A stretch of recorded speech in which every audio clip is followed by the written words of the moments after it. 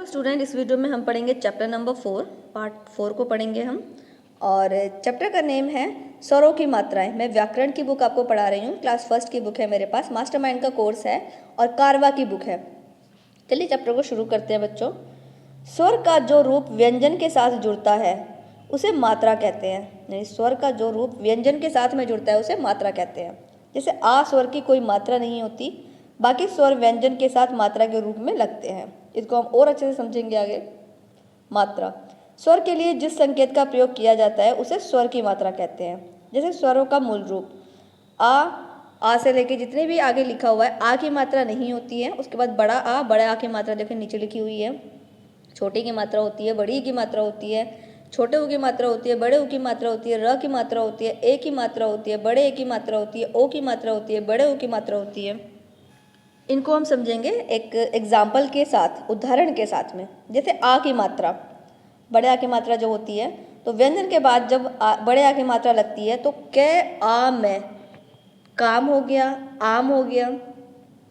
ई की मात्रा जब लगाएंगे व्यंजन से पहले तो सिर, सा ई व्यंजन से पहले लगाएंगे इसको, स ई र सिर, द ई न दिन। बड़ी ई की मात्रा लगाएंगे व्यंजन के बाद।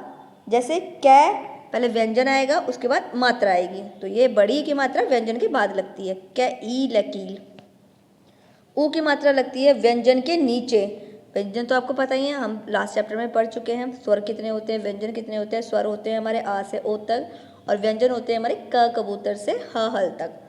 तो ये जो कैसे है तक होते हैं व्यंजन है वो। इसके बाद देखिए छोटे ऊ की मात्रा जो लगती है वो व्यंजन के नीचे लगती है। जैसे पै हो गया हमारा व्यंजन और नीचे हमारी जब मात्रा लगेगी तो ऊ की मात्रा लगेगी, पै उल पुल। बड़े ऊ की मात्रा लगती है व्यंजन के नीचे, फै उल फूल। इसको थोड़ा खींच के बोलते हैं बच्चों, क्योंकि फै उल फुल नहीं है, फै बड़े ऊ की मात्रा लगी हुई है, फै उल फूल है ये। फिर रै की मात्रा लगती है व्यंजन के नीचे, कै रपया कृपा। ए की मात्रा व्यंजन के ऊपर लगती है, जैसे कै ए ले अकेला। बड़े की मात्रा भी व्यंजन के ऊपर लगती है, पै ए रे पैर, पै ए रे पैर। इसके बाद ओ की मात्रा लगती है व्यंजन के बाद, जैसे मैं ओ रे मोर। और बड़े ओ की मात्रा भी लगती है व्यंजन के बाद, जैसे कै ओ आ कोआ। हिंदी भाषा में इनके अतिरिक्त यानी इनके अलावा भी कुछ और भी मात्राएं होती हैं। अगले पेज पर आ जाइए बच्चों। जैसे कि अनुस्वार, अनुस्वार में जैसे अंगूर, अंगूर अंग की मात्रा लगी हुई है ऊपर। अनुनासिक में ऊपर चंद्र बिंदु लगा हुआ है, जैसे मैं अम्मा। विसर्ग की मात्रा होती है, जैसे कि अतः, प्रातः, पुनः। इसका उच्चारण हा की तरह होता है। इसके बाद देखिए रै में ऊ और ऊ की मात्रा का प्रयोग। रै में ऊ और ऊ की मात्रा नीचे या ऊपर नहीं लगती, वह मात्रा रै के बीच में लगती है। जैसे रै ऊ रू, मैं आले माल रुमाल।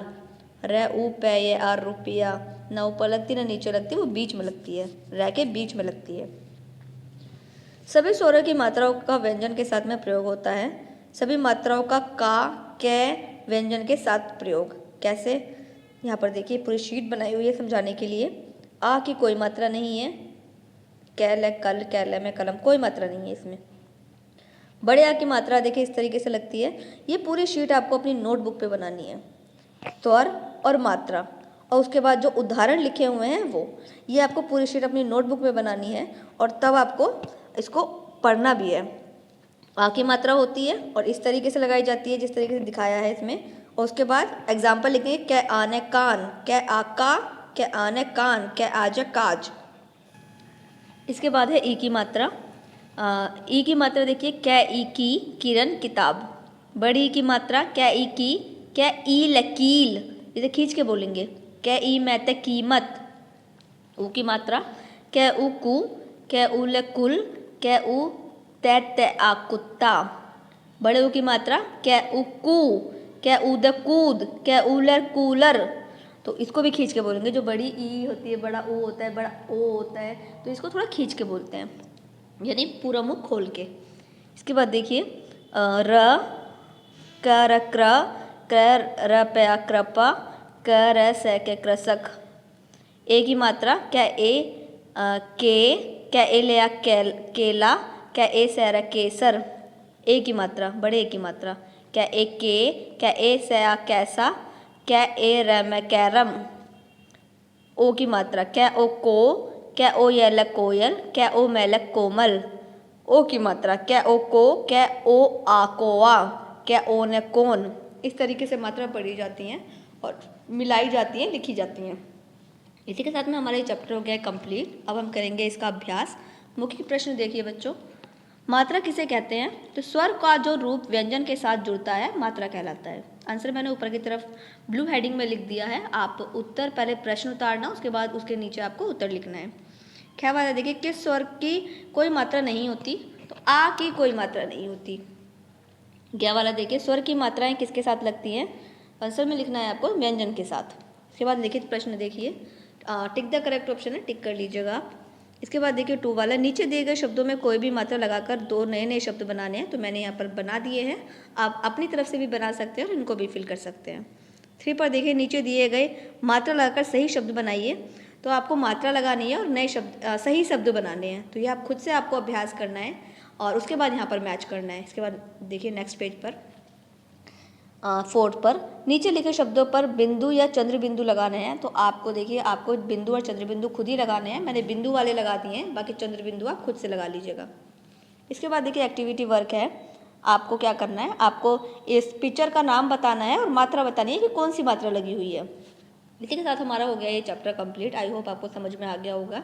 तो वीडियो लाइक कर दीजिएगा और बच्चों को भी शेयर कर दीजिएगा।